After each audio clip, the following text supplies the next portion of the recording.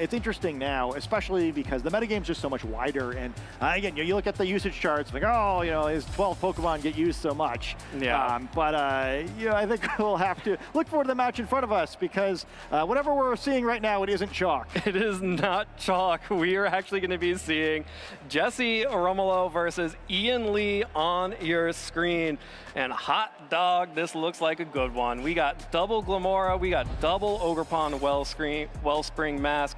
We've got Chi-Yu, Fluttermane, Tornadus, and the single strike Urshifu for Ian up against Glamora, Ogerpon, Fluttermane, Chin-Pao, Tornadus, and we were talking smack in round 6 about, the lack of Landorus Therian forms, but Landorus Therian form is back on Jesse's team. Yeah, I'm going to choose to ignore being wrong about that and instead enjoy caster prediction Glamora appearing on both sides here. Well, Glamora is a powerful offensive threat in this team, which we have been seeing coming to the forefront since the Knoxville Regional Championships and before. The booster energy speed Fluttermane you have to assume when you start seeing Icy Wind, plus Tornadus with the Tailwind and Sunny Day to start breaking the calcs for Chi-Yu. That choice specs Terra Ghost Chi-Yu, able to deal big damage with Overheat. This is three incredibly offensive Pokemon with 3 support Pokemon, one of which can also be pretty offensively spec'd out as well. Yeah, I think it's funny if you look at this match compared to the last one too, where I think we've seen both the teams are somewhat conventional Tailwind teams of this format. However, only 2 Pokemon in common between Ian's team and the team that we just saw last round from Dylan. A lot of different ways you can solve the puzzle. Absolutely, and Ian is hoping to repeat success from 2023, which was his first day 2 at the Vancouver Regionals last year. Hoping to repeat here, and a win in this match would do it. We'll be going up against Jesse Romolo, who we will be seeing shortly, but this is a player who we're excited to see as we get this Landorus Therian form, back in action, back from the Pokemon Center. Yeah, I think we're really going to relish the opportunity to see these Pokemon where, even though we got some classic picks on this side of the field, Pokemon we don't see so much anymore, I think one thing that's going to be really fun in this matchup is we have Tornadus on both sides, but each of them know different weather moves. We got Sunny Day on one side, Rain Dance on the other, so both sides going for the manual weather, but in different directions, and then a lot of other similar Pokemon on both sides of the field as well. Differing Treasures of Ruin here with the Chien-Pao on one side and the Chi-Yu on the other, but Glamora, Fluttermane, and Ogerpon all pretty similar on both sides of the field. Yeah, and I'm really excited to see how these double Tailwind Pokemon teams are going to function because, it really can be about who gets the advantage. And really, crucially, we have the Choice Band Landorus Therian form, not the traditional Choice Scarf that we're seeing. We used to see, but Choice Band Landorus has become a more popular choice over the Choice Scarf. We'll warn you now, I think the team sheet we have is a little bit different, though it looks like maybe we're having some technical difficulties here. So, bear with us. Perhaps think about your favorite condiments. Yeah, how do you prefer your hot dog? I don't, yeah. I did enjoy, I learned a great deal, I would say, about concession food in general in one of our past downtime videos. So I did all the different places I could get hot dogs over the course of our many venues. But I've never bothered. I'm more of a venue bottled water sort of guy. I just really love my $5 to $10 bottles of water. I do love to hydrate. It's always good to make sure that you are hydrated during. I think it's going to be really interesting to watch these 2 Tailwind teams match up, especially because they are also Tailwind weather teams. So Ian has opted to go for Sunny Day to boost the power of Chi-Yu's fire-type attacks, as well as potentially access Fluttermane's photosynthesis after the booster energy has been used up. Versus Jesse's side will have access to the Rain Dance, which will be doing double duty here, able to sort of get the Bleak Wind Storms to be fully accurate, boost the Ogerpon Ivy Cudgel, as well as dropping some of the damage of that Chi-Yu, which can be really difficult to do, especially against an opposing Tailwind team, before the Chi-Yu gets to fire off at least one Overheat into your team.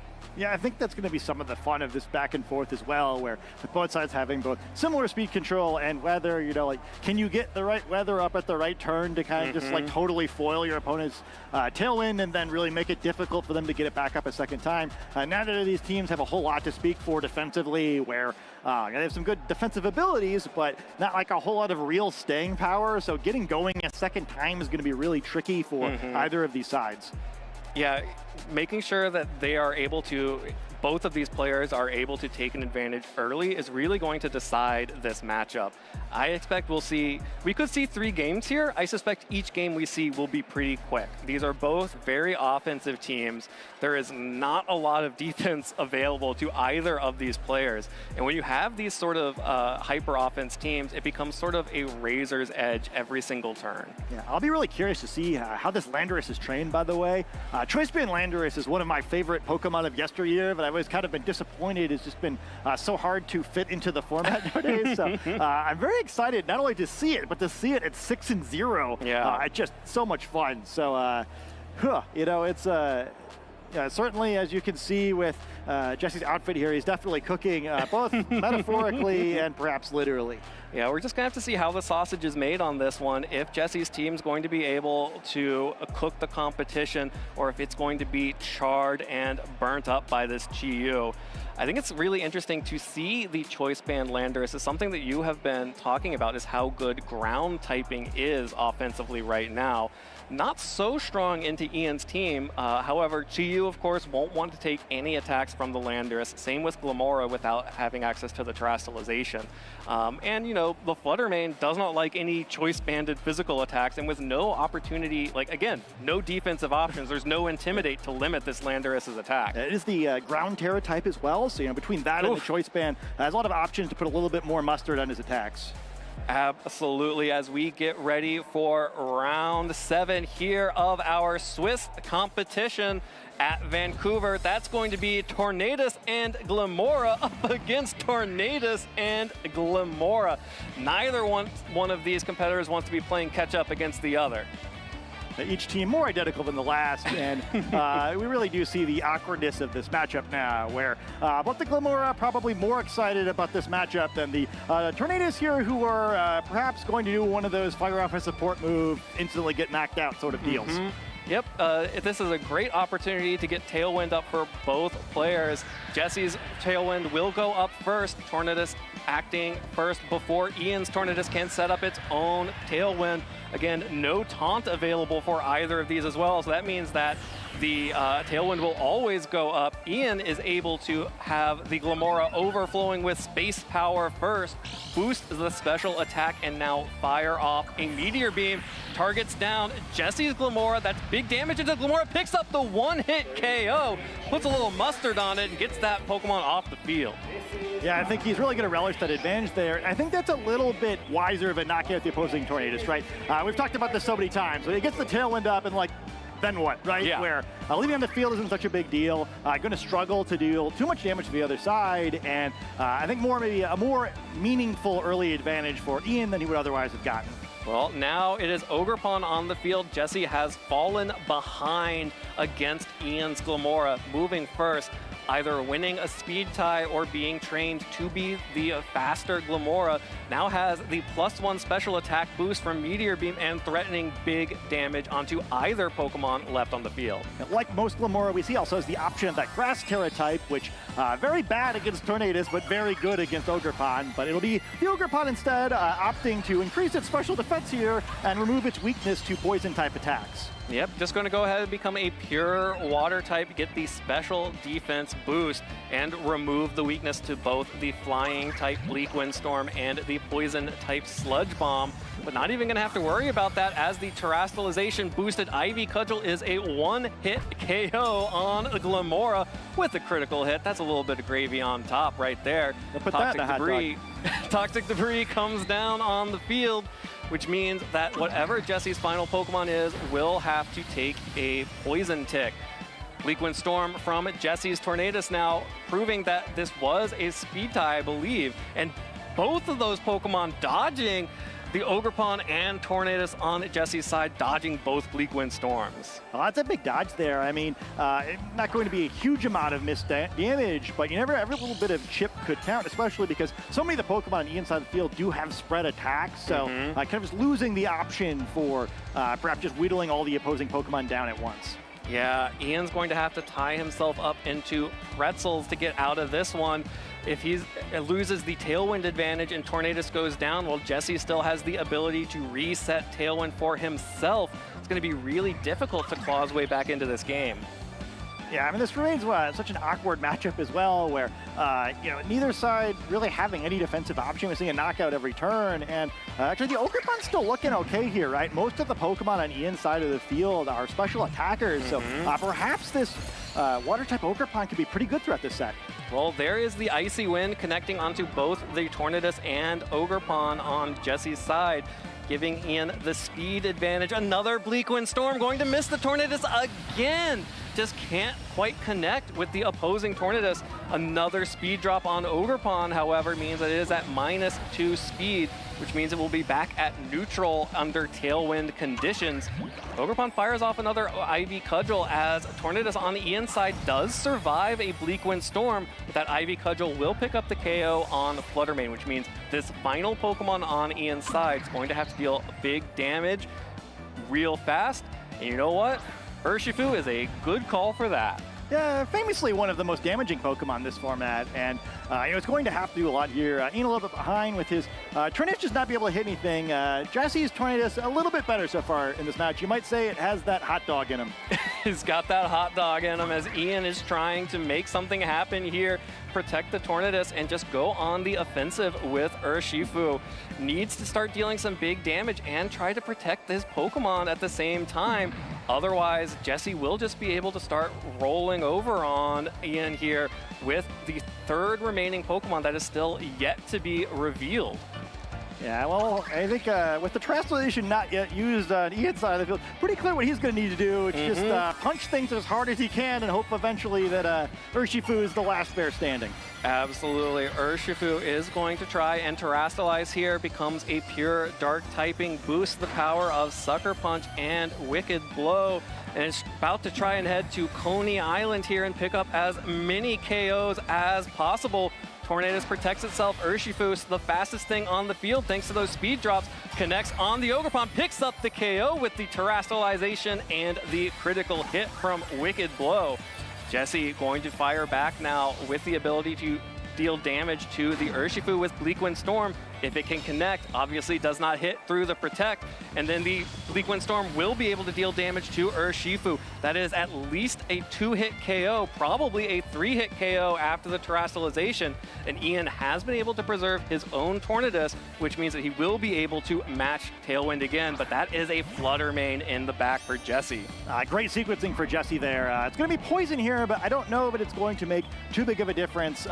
Both sides wisely keeping their Tornadus on the field here, enabling them to get one last Tailwind up, but with Fluttermane having the type advantage against that opposing Urshifu, Jesse's looking pretty good to close out this one. Yeah, the Fluttermane looks like by preserving that final Pokemon will be able to take out both the Tornadus and the Urshifu. We'll have to wait a couple of turns because it only has Moonblast, Taunt, and Icy Wind, which means that the Fluttermane does not have access to Dazzling Gleam, would be reliant on Moonblast into the Urshifu to pick up this KO. Yeah, things can still go wrong here. Certainly the Urshifu with the option, whenever it bothers to try to attack here, could go for a Sucker Punch, but might need some luck with maybe dodges on the Tornadus, maybe detects, try and sneakily get in a position to whittle down these Pokemon a little bit more. All right, well, Ian is opting for a passive play here. Double protects the Tornadus and the Urshifu. Gets another turn of Poison Tick damage on the Fluttermane. That is a bad hot dog, as the poison damage will deal a little bit of damage as the Moonblast into the Protect, and then these Bleak Wind Storms into both Protects. But neither side opting for the Tailwind there, I guess. In Jesse's case, feeling like he doesn't need it, right? We could have picked up the knockout potentially otherwise, but yeah, that poison is going to tick down, and hey, maybe at least get to the point where like a critical hit Sucker Punch could be enough, at least have a win con. Absolutely. And every little bit of damage will count here. And again, it really comes down to how this Fluttermane is trained as well, because Urshifu, with the Terastallization, the Fluttermane does not have the ability to Terastallize into the Fairy typing to protect itself from the Sucker Punch. You know, this is still going to be big damage coming out from Urshifu. Yeah, I think a tricky move on both sides too. Like, do you bother with the tailwind? Do you expect your opponent's going to bother with the tailwind? This is definitely back to being very close here, where one mistake could flip this. And with how volatile this matchup is, I think it's very important to see who wins turn one. Let's see how much the Sucker Punch does. Sucker Punch is connecting on to the Fluttermane. Not enough to pick up the KO. Fluttermane will hold on and fire back the Moonblast to pick up the KO with onto Urshifu. No tailwind on the field, which means that it's going to come down to these Bleakwind Storms from Tornadus on both ends. Ian's will move first, picks up the KO onto Fluttermane, does not pick up the KO onto Jesse's Tornadus, but is going to fall to an opposing Bleakwind Storm if Tornadus can land it, and it does. Jesse hitting every single one of them, picking up the KO on Ian and advancing 1-0 heading into for the rest of this round. Yeah, perhaps the world's purest tailwind mirror, where the match was determined almost entirely by which Tornadus was more accurate than the other. Well, and Jesse's being the more accurate Tornadus was able to go up 1-0 in this set. Again, we did see basically just a couple of changes here. Jesse brought the Ogerpon versus Ian bringing the Urshifu. Really came down to, you know, the damage not quite being there from the Urshifu, even after Terastallization on the Fluttermane. But it was an extremely pure matchup here. Again, this turn one, where Ian's Glamora was able to outspeed and pick up the one-hit KO on Jesse's, meant that Jesse was kind of on the back foot there, but this Ogerpon just went crazy. Picks up the KO in return on Glamora, the special defense boost, protecting itself from the Bleakwind Storms, and then being able to deal big damage back to the Fluttermane as well. Yeah, I feel pretty good about that dub if I'm Jesse after that first turn, where there's definitely some advantage to getting Ogerpon in entirely for free, where you really can't be switching it in and just assuming you're going to dodge those Bleakwind Storms. But I think that anytime you're giving up a Pokemon for free while trading Tailwinds in turn one and you still win, you've got to like your odds in the rest of the set. Absolutely. And Jesse is looking pretty confident heading into round two. These hyper offensive mirrors going up in that first game is so important. It comes down, especially in these best of three sets, you really need to figure out how your opponent is going to play in order to get tiny advantages. And being up 1-0 means that Jesse can play a different style than previously. It can be more aggressive, or it can just sort of mix things up, maybe be a little bit more defensive, bring some other Pokemon here. We didn't see the Chien-Pao or the Landorus at all, neither of which probably make a whole lot of sense here, but still could be really interesting to see if there are any shakeups from Jesse, whereas Ian really needs to start, like, the pressure is on for every single turn for Ian now. Yeah, I mean, and again, like, I think he might pull that one out if he hits the attacks. I think it's also just a weird one where you can only imagine, like, all right, you know, I'm a game away from being undefeated. I just need to close out this set, and my opponent's wearing a hot dog costume. I feel like just like focusing up in between games, it's a skill itself. Yeah, this it's a nightmare I'm sure many players have had sitting across from the. I'm sure all players have had specifically this nightmare. Well, here we go into game two. It is the Tornadus and Glamora mirror once again. Jesse's Tornadus goes for the tail one first again, means that it is going to be faster very briefly here, as Ian's Tornadus also setting up the tailwind. And Ian's Glamora once again is faster than Jesse's and gets to fire off this Meteor Beam. And this seems familiar somehow. Yeah, it's almost like we've seen this already. Oh, I didn't see that though. That's a big dodge. Miss. Glamora on Jesse's side, able to avoid the Meteor Beam coming out from Ian's Glamora, and instead get the special attack boost and fire back a Meteor Beam of its own. Fully charged with the power of a classic topping for everyone's hot dogs. Picks up the one-hit KO in return after that dodge. Yeah, I don't know what Ian's feeding his Pokemon, but they just aren't able to land their attacks throughout this set. It's been a tough one for him here. Yeah, don't fill up on carbs if you are Ian's team. Make sure that they go down easy. But it does have the Urshifu and Fluttermane in the back, and Jesse stuck with the Glamora and Tornadus out on the field. Importantly, one of Jesse's adaptions or differences from Ian's team has the Rocky helmet on Tornadus, which means if this Urshifu goes for a Wicked Blow or any attack into that Tornadus, it will break the Focus Sash regardless of if, Urshifu otherwise didn't take damage.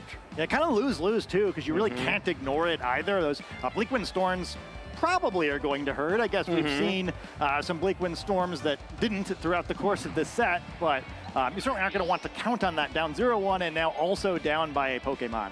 Absolutely, and Ian actually being forced to retreat the Tornadus, try to protect it, get the Flutter Mane in to potentially start an alternate form of speed control with the Booster Energy and Icy Wind. One of the first pure switches we've seen in this set, as Ian is also going to protect the Urshifu, just trying to dodge as much damage as possible. But Flutter Mane eats a Sludge Bomb and a Poison on the switch in. Huge damage and puts a clock on the Flutter Mane.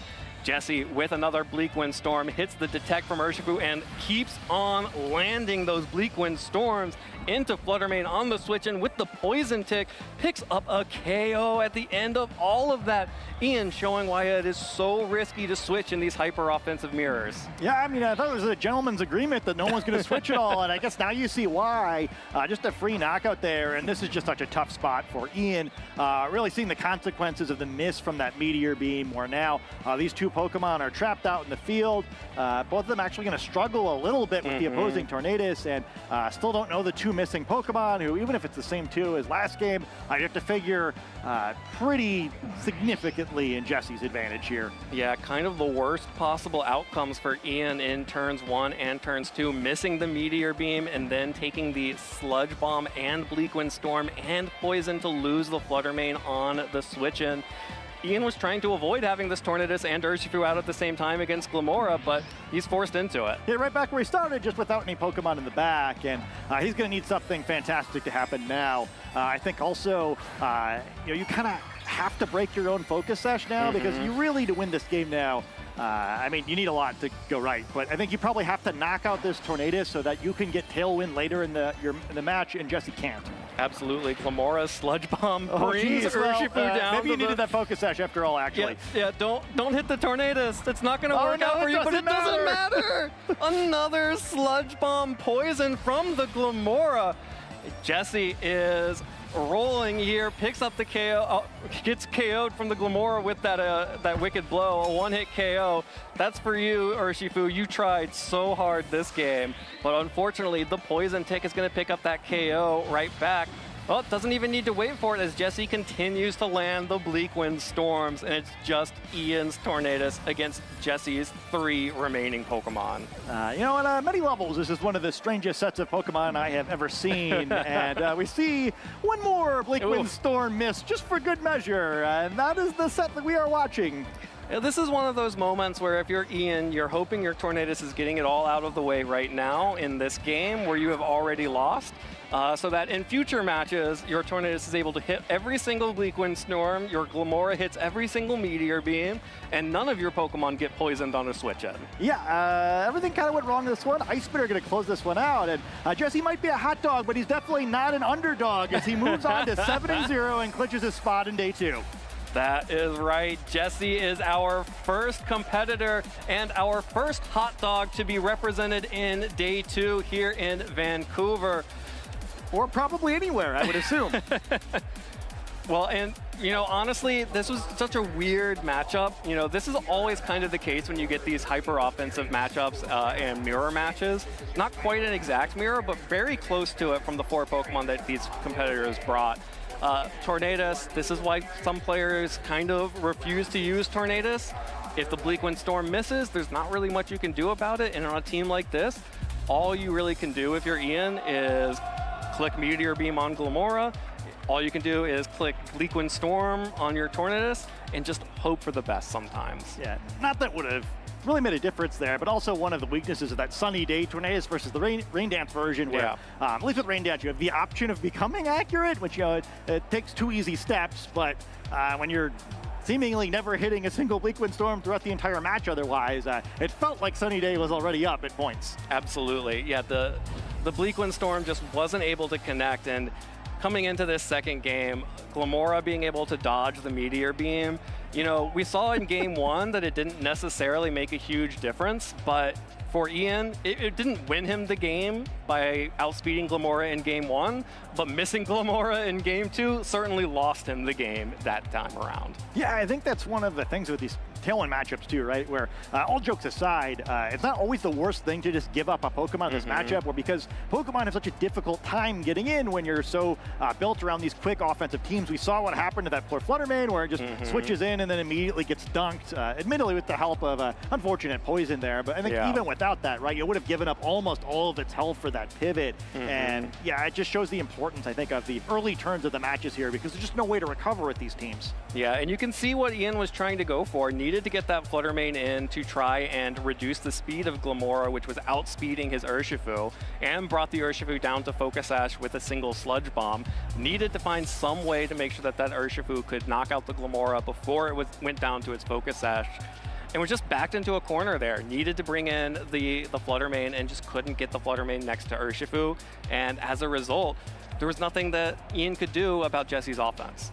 Yeah, and it was I don't really feel like he did all that much wrong, too, where, like, you know, it's all you can do with this team, right? Like, well, I'm going to get the position to click my buttons, and then, you know, hopefully it works out. And this time it didn't, but, you know, great job by Jesse. You know, 7-0 is very impressive. He'll be moving on to tomorrow. And, you know, Ian's still pretty close to that goal of making it to 2 consecutive day 2s. You know, all jokes aside, he's played very well to get to this point in the tournament. And 6-1 rather, is not such a bad place to be. He'll still have, you know, more opportunities to try to pick up that last win. 2 more specifically. Absolutely, and this is one of those teams that maybe, you know, when we talk about, you know, we have the Global Challenge coming up next weekend, and some of our past formats, a team where you're reliant on hitting 80% accuracy moves or other imperfect accuracy moves over and over again, if you only have sort of one tournament life, maybe you don't want to run that team. Because as we saw in this match, it's really easy for the rolls to just not go your way. For you to get unlucky, to miss your attacks, to get, you know, some of those secondary status effects on your Pokemon, your frail Pokemon, and then you're out. But that's not the game we're playing. This is Swiss.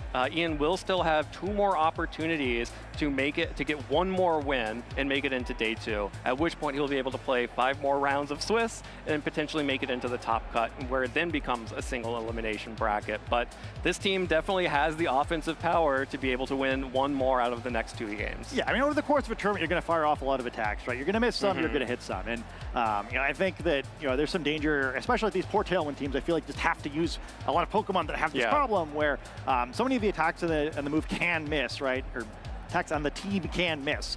And, you know, sometimes it's going to happen. Hopefully it's not all happening in the same game or the same set as it did here. But I think it also shows the value of some other Pokemon you can fit in these teams, such as the Urshifu, right? Where the one Pokemon on the team that was trading pretty well every game. It's just that, unfortunately, none of the other Pokemon on the team were able to contribute too much for it. So, you know, it trading 1 for 1 or a little bit better every time just wasn't good enough.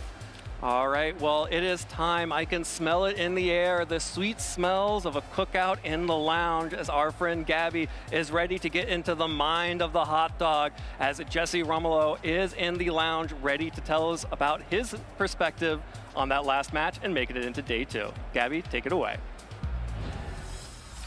Thank you so much, Evan. I'm here with Jesse, a hot dog who needs no introduction at this point. Oh, thank you very much. Congratulations on making day 2. How does it feel? Oh, it feels amazing. I've never done the 7-0 before. I've gotten 8-1. I've done my handful of 7-2s, but I've never done like the undefeated run to day 2. So it feels amazing. I'm pumped and I am excited. Do you think the hot dog had anything to do with that? It has given me powers that I cannot explain. I don't know what it is. Every event I go to from now on, it's gonna be like the Green Goblin mask. Just put me on, you'll do better. It's given me like insane powers. I don't know what's going on. Yeah, well, luck was certainly on your side with that matchup, and I do want to kind of break it down a little bit. In both games, you both picked the same leads, and I was curious. I was watching, you know, how the turn order was going, and it seems like your Glamora was pretty slow. So was that something you were anticipating, or? That was actually a speed tie. I lost both speed ties. Okay. Me and Ian were both max speed. Okay. With it being a Tailwind mirror, it was always going to come down to Glim speed ties and who hit more Bleak wins, and I was the luckier person in that set. Yeah, for sure, and it is Pokemon, that does happen. What was your plan B? So, you know, obviously you want to hope that things go right. Did you pick the Pokemon in the back of your party assuming that things went right? Were you trying to cover for like, well, if I lose my Glamora early on, like in game 1, how do I recover from this? Yeah, no, I feel like Water Pond Flutter, and then in game 2, I brought the Chin Pao instead. Yeah. Pao originally was an Ursh on that team, an Ursh Stark, but I just like the extra speed that it brought, as well as it synergizes better with the Lando, which I didn't get a chance to bring because you don't really bring it too much in that matchup. But yeah, I did definitely, I think I had this faster Flutter, and then Chin Pao is faster than Ursh, so I definitely did have outs with not winning the Glim Speed ties. One of those being, he did miss a bunch of Bleak wins. Yeah. But yeah, I did believe that I did bring the correct back. Makes sense, makes sense. And how's the rest of your day been going? Who's been the MVP on your team? Oh, Banned Landor's 100%. Really? Terra, Ground, EQ, Banned Lando has probably taken half of the KOs throughout this entire tournament for me. It's just bewildering amounts of damage. He has carried me. I wish I got to bring it to this match, but it just wasn't the right match for it. But every other match has been the right match for it. Yeah, I was curious about that too, because it seems like you have a great opportunity for a very fast turn 1, Tailwind, Choice Band, Earthquake. Have you ever been in situations though where locking into Earthquake has kind of punished you? Not today. Definitely in testing a good amount, but yeah. You do have Protect on, I think, everything else on the team. Yeah, everything else on the team. You have a good grass type on your team, so you're not taking too much if you're Earthquaking next to Ogre Pond. In testing, it has kind of come back to bite me, but today, I think from having it come back to bite me, I was able to be like, okay, I can do it safely here. I have this in the back. I can kind of stall if I need to, but today it's been pretty good. Nice. But it is a threat, yeah. Nice. And was that a Pokemon that you were looking to break the metagame open with? Well, I can't take credit for this. This is my buddy Justin Tang's build. It's a mashup of the Tailwind team that I've been using all format, plus his. He and my other friend Sempra, they were using it for some team tours, for the online challenge, stuff like that. Yeah, yeah. And I kind of took the parts I liked from that and the parts I liked from my Tailwind team that I was using, that I also took inspiration from other players, shout out Kyle Livinghouse, and kind of put them together. Nice. Well, I'm glad to hear that it's working out for you. And I do got to bring things back to the hot dog. I'm sorry. So I was talking with my good friend Joe Brown. It's the hot dog in the room. It's the giant hot dog in the room, yes. I was talking to my good friend Joe Brown, and he wanted to know why no mustard. Ketchup, relish if available, of course. It's not always, but no mustard. I'm just not a mustard guy. Yeah. A good honey Dijon mustard on certain sandwiches, yeah, that's always a good go-to, but just mustard on a hot dog? I don't know. I didn't buy this costume myself, so I didn't have a choice of the condiment selection, but I'm just not a huge mustard fan. Fair enough. I do know they sell red fabric paint if you ever want to make some homemade modifications. I think I might have to if I'm bringing this to every event from now on. Fair enough, fair enough. Jesse, do you have any shout outs you want to give to anybody at home? Just all of my friends here, having everyone cheer my last name as I won was pretty cool. My girlfriend who's here traveling with me, all my friends back home, everyone who's supported me, been a friend, and has been there for me. Thank you. Nice. Well, Jesse, congratulations on locking in your ticket to compete tomorrow. Thank you so much. May the hot dogs be with you as always. And you. And that's it from me in the lounge. Thanks for watching.